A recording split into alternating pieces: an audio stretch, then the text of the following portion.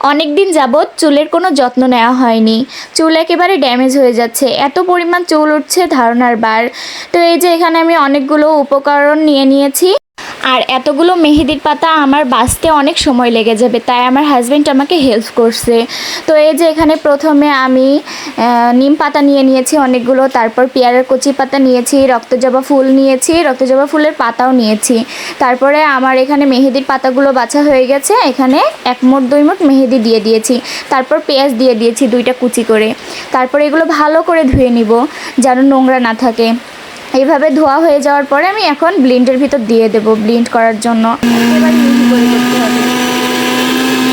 তো এই যে এখানে আমার ব্লেন্ড হচ্ছে, এখন কয়েকবার শুধু ঘুরিয়ে ব্লেন্ড করে নিব, তারপরে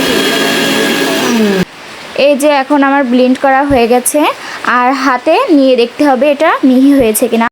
আর এর ভিতর পানি দিয়ে ঘুলিয়ে আমি এর ভিতর দিয়ে দিব, তারপর ভালো করে নাড়াচাড়া করে নিব। আর ওইদিকে আমার হাজব্যান্ড বলছে আমার মাথায় দিয়ে দাও আগে, তার মাথায় দিয়ে দিলাম।